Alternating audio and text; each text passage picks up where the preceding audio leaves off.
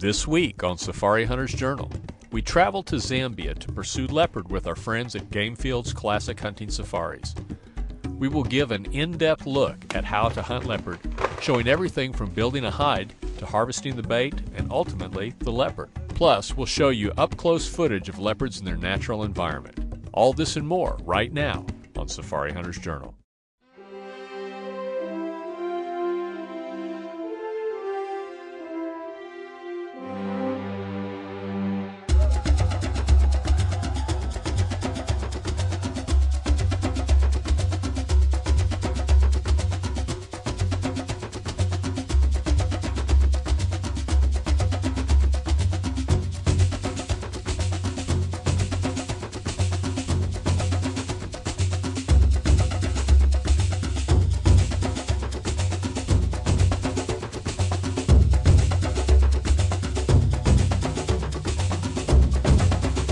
Safari Hunter's Journal with your host, Steve Scott.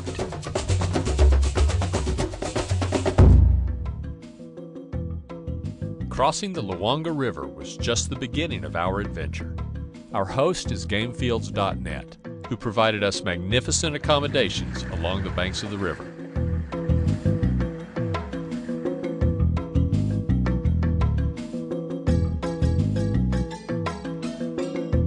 Our quarry is the elusive leopard, an animal requiring much preparation and patience to hunt. The last light coming right in through there, because you've got a bit of a skyline behind it, so we'll get a silhouette of him coming in. The first order of business is to locate areas where leopard could be feeding. Once the locations are established, we construct hides and clear branches that could impede the shooting lanes.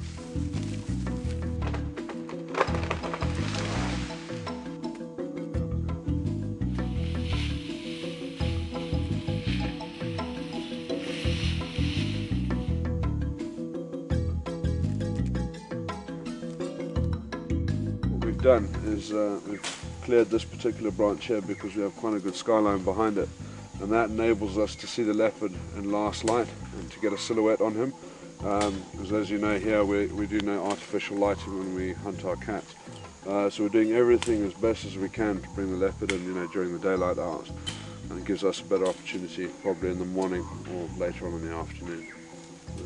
Take it from there. It should be a nice silhouette. There will be a very nice silhouette. Once we get the blind up and everything today, we'll get a bait in the tree and do a bit of dragging and hopefully get him on in a day or so.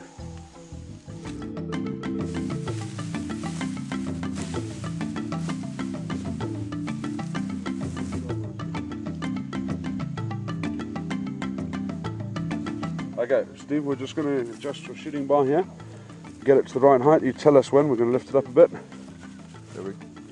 Oh, sorry mate. Jump with that down. Just let it rest on its own weight. Okay, Tommy, up. Up. Are we there? No. Up again. All right, up.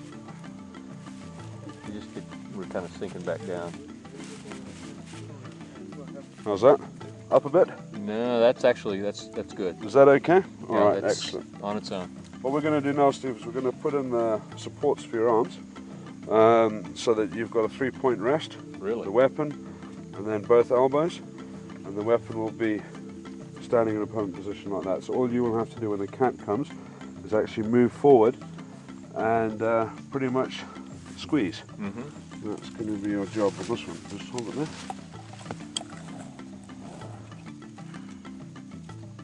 And then what we do is we basically do this every time we put you into the chair, and then we release you after your hours of hard vigil. So I need to work on my yoga. Exactly. Lotus position type of thing. Because shot placement is crucial in harvesting a leopard, Hamish did everything he could to assure a steady shot.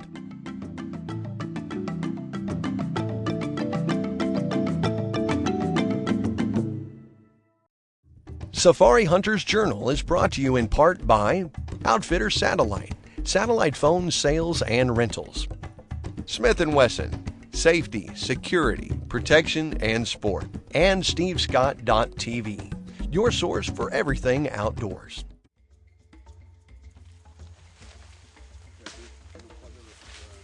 With the hide complete, we set out to collect baits. Leopard prey primarily on antelope, so we followed a herd of impala that we had spotted in the distance.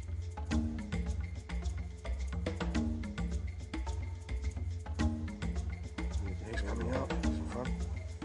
Shooting out. No, wait, stand forward side now. Go. Good shot. Well done. Okay. No, hit you? No? Yeah. Oh yeah, slightly. Okay. Now we've got the bait for our leopard. The first one anyway.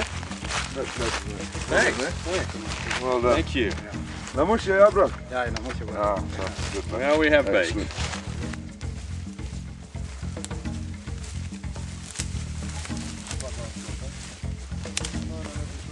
Yeah, and as you can see here, you know, some of the bigger cats going up the side, the smaller cats climbing up here, and then onto the bait branch and going up there. I mean, this tree is just full of scratches. Well, and how do leopard you sort out which one's the shooter and which one's Well, not? basically, you know, you've got to get them in the light so you can differentiate. Normally what will happen is the female comes up first and will feed a bit, then she'll run off because there's a younger male that's coming up, and then, you know, when he takes off, you know, the big male's coming in, you know.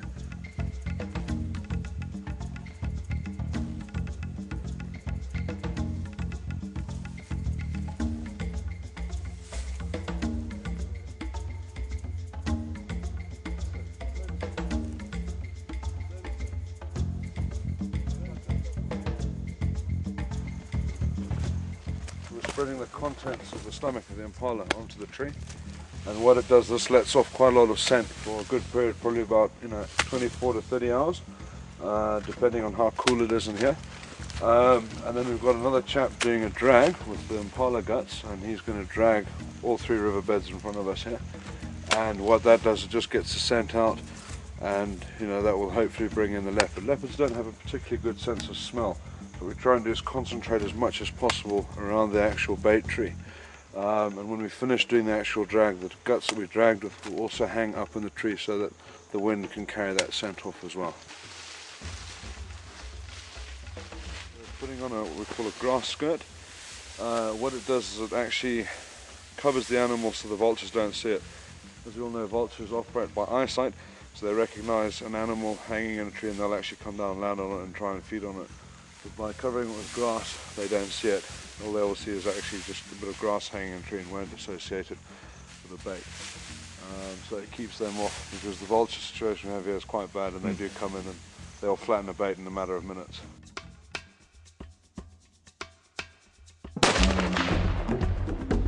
With one bait in place, we set up several other baits and hides. Due to its wide range, it's difficult to know exactly where a leopard will be feeding. It's necessary to have several baits in a variety of locations to find leopard activity quickly.